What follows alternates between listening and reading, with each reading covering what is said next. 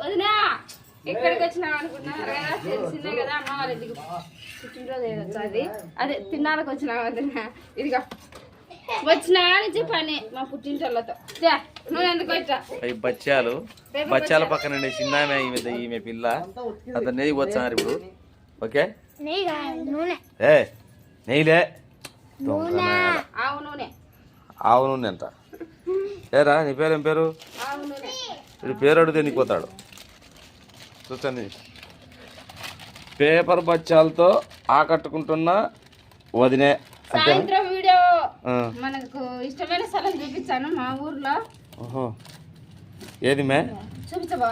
అందరు ఆడలు పోతుంటారు చూడు, ఇంతమంది గోడలు అడ్డ పెట్టుకుని ఏమో. అబ్బా